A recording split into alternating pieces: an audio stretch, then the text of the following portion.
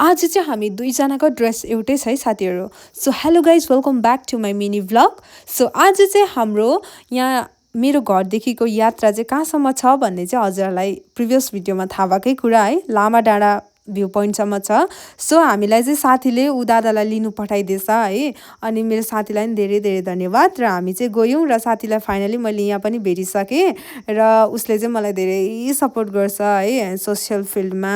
अन्त उसको छोरी देख्नुभयो होला, क्युट छ यहाँनिर, अन्त बाट्ठी पनि छ। अन्त हामी चाहिँ यहाँनिर उत्रेर चाहिँ हिँड्दै हिँड्दै जाँदै थियौँ है। अन्त सुस्मिताले चाहिँ यहाँनिर भिडियोहरू गर्दै थियो, अनि हामी चाहिँ सबैजना बात मार्दै मार्दै जाँदै थियौँ अलिकति मुनि उत्रेर चाहिँ। त्यहाँदेखि चाहिँ अनि हामी फाइनली यहाँनिर पुगिसकेका छौँ। हेर्नुहोस्, यहाँनिर लामा डाँडा चाहिँ यस्तो छ। तपाईँहरू कतिजनालाई अब त्यो घर भएको देखिराख्नु भएको थियो नि त होइन, आउनु मन परेको थियो होला। सुस्मितालाई पनि यहाँनिर आउनु चाहिँ एकदमै धेरै मन परेको थियो अरे। सो आज फाइनली ऊ आयो पनि है। अनि मेरो साथीले चाहिँ यहाँनिर मैले खदा लिएर आएको छु, म लगाइदिन्छु ल यहीँनिर भन्नु थाल्यो। खदामाला अर्पणको कार्यक्रम हुँदैछ है।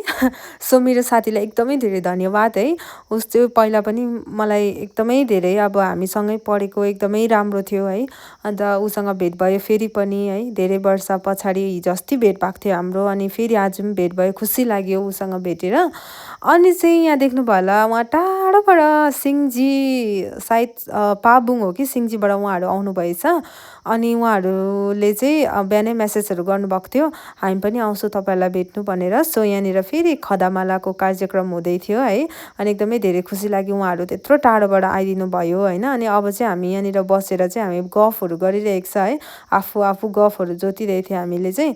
अनि चाहिँ हेर्नुहोस्, अब तपाईँहरूलाई भिडियो कस्तो लाग्यो, र अरू भिडियो चाहिँ अर्को भ्लगमा भेटौँ है। बाई बाई साथीहरू।